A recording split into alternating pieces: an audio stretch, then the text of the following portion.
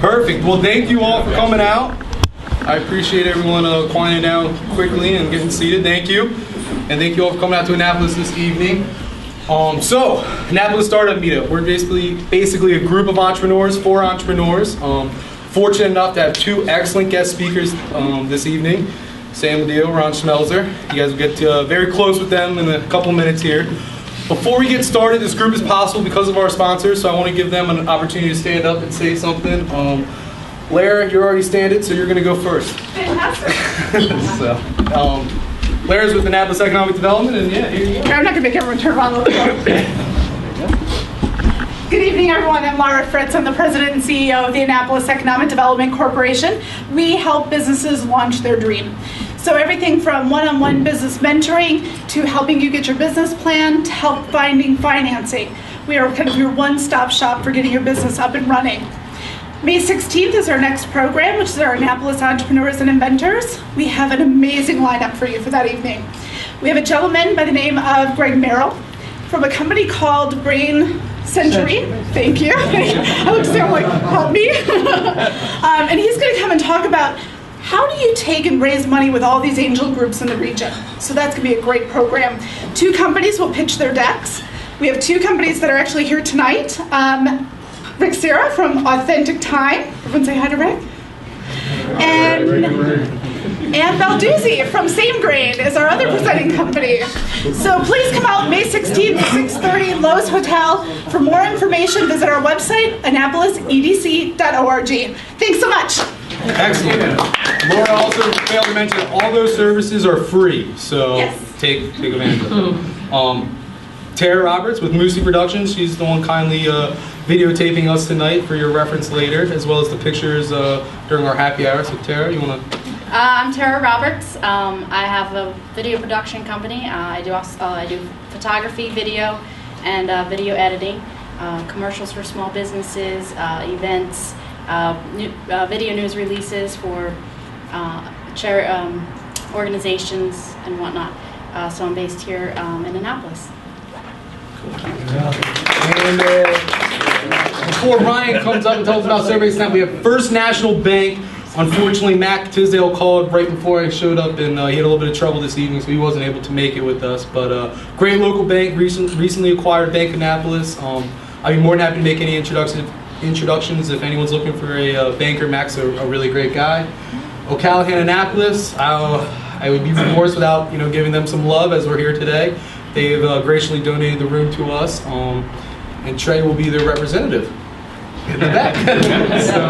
So our last sponsor is Ryan Sears, and Ryan is stepping up as has started to step up more as an organizer, and as I continue my journeys up north, Ryan will be the man in charge. So a little bit about Survey Snap. It's a really great startup right around here in Annapolis. So. Yeah, so I'm born and raised in Annapolis, and I'm excited to kind of see so many entrepreneurs and interested parties to come out for this. So thanks for coming out. And Survey Snap, we're a startup company. It's site survey software for architects, engineers, real estate developers, and that kind of thing. There's an iPad app, so you can go out onto the site and architects and real estate developers can collect information based on the floor plan and collaborate on it in real time. So that's what we're doing with Survey Snap. We're based in Baltimore. And we're part of the Accelerate Baltimore program. And then actually next Tuesday we'll be speaking at the Tech Buzz conference. And if you haven't heard of that, look up Tech Buzz. It's put on by MAVA, the Mid-Atlantic Venture Association. And if you haven't checked that out, you got to check it out. You should be out there next Tuesday. So that's cool. So we're going to have a cappella pitches every event. We're going to do one. Unfortunately, the one we had planned for tonight is not here yet. So as Matt Eierman, our consummate entrepreneur, is always ready because he got told about 2 minutes ago. So here he goes, and he's going to give his acapella pitch. So this is no slides, just a quick blurb about what he has going on with his startup. And I know some of us have probably heard it a few times, but for those who have not. Hello everyone, I'm Matthew Eierman from HT Scores. We aggregate publicly available government data into an easy to read and search format, starting with health department inspection scores. So how clean is the restaurant you're about to eat in is the question that we answer. And so, the answer is? So we have solutions for local state governments, licensing and interactive mapping system along with news and media organizations, consumer app eventually to tell you how clean the establishments that you're eating in are. And then on the querying side, a business-to-business platform basically to buy time-sensitive dated leads. So if imagine you're a plumber or a pest control operator, and you want to know which restaurant just got shut down, we can tell you that.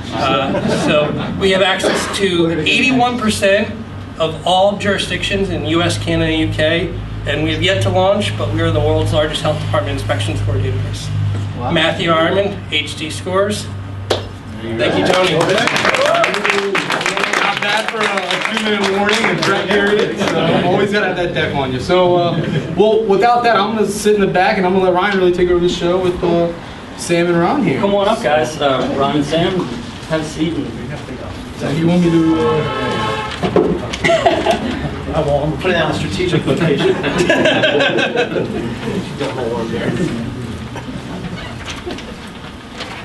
So guys, thanks for coming out today. Our topic is the ins and outs of funding when it comes to startups and raising money. Sorry, I got something. So we're going to have a little fireside chat today. It's springtime, but... my marshmallows, warm up by the fire and let's have a nice cozy chat. So to kind of give you some background on the guys that you see here, Sam, so you were founder of Town Park, right? Biggest, co-founder of the biggest parking company in the U.S., right? Biggest valet parking. We move more valet park cars than any other company in the world. Wow, that's incredible. And you're also a founder and investor in Brain Century, which is a local company, so you support the local companies as well. Yep. You've also been involved with the Dingman Center, right? The Dingman Center Angels, and so we'll get into that a little bit. So you definitely you've heard a lot of pitches, you've invested in companies, so Sam definitely knows his stuff when it comes to that. And Ron has an impressive resume as an entrepreneur. I mean, he's let me list them and you tell me if you're guilty, okay? CEO and founder of Virtue Mall and Virtue Flex. Founder of ZapThink, that was acquired, right? Channel Wave, that was acquired. You've authored 2 books. So far, so you're the founder and current CEO of Bazzello. And you're also the founder and ringleader of the Tech Breakfast, which is the largest tech meetup in Maryland, and has expanded to DC, Northern Virginia, Philadelphia, and beyond, right? Do you have anything you want to publicly tell us about? And beyond, that's right. New York. Anything? New York? Okay. But nothing definite on that. Nothing. Okay. All right. So, but it's expanding fast, and it's an incredible meetup, and we're going to talk about that a little bit further too. The key thing there was 2 exits. That's right. That's the key thing. 2 exits. Ron's also, you've raised over $60 million in venture capital. Is that right? Wow. So. These are the 2 guys that we need to speak to about funding, okay? So, so let me ask you this. Sam, tell us a little bit about your background with Town Park, how that got started, and how that went throughout the company. Sure, well, I mean, Town Park, we started at one location at the, now the Lowe's Annapolis Hotel. We just worked hard on, when the hotel was built, Jerry, my partner Jerry, had experience as a valet at the Harbor Beach Marriott in Fort Lauderdale, Florida. We were young then. We had the pedicabs going around town, the rickshaw bikes. Some of you folks might remember those.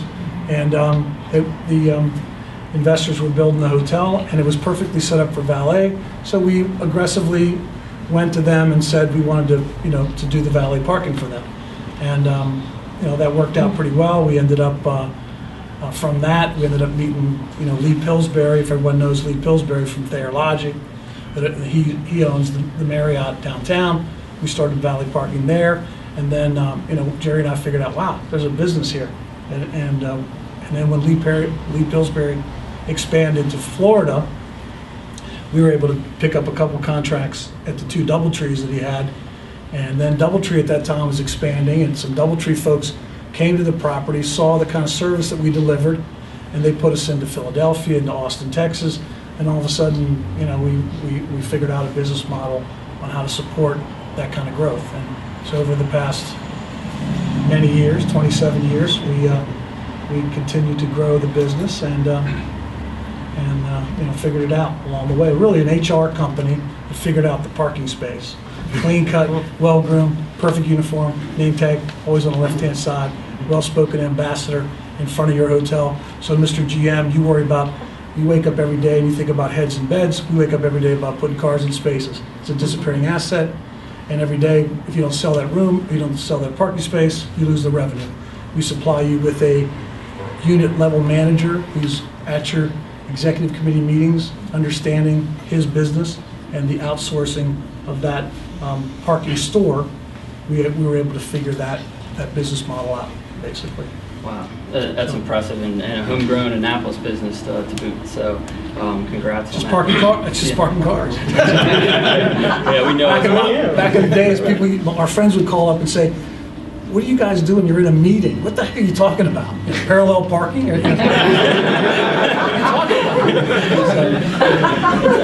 That's awesome.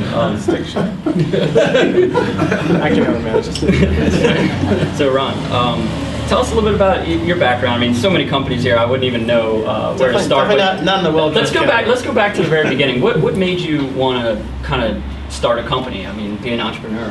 So this is 1994. So me and a bunch of MIT, I went to MIT. I was like I was a typical MIT nerd, right? And in 1994, when I was in my sophomore year, like the internet was like just happening, right? And MIT was like really at the center of all that stuff that was going on.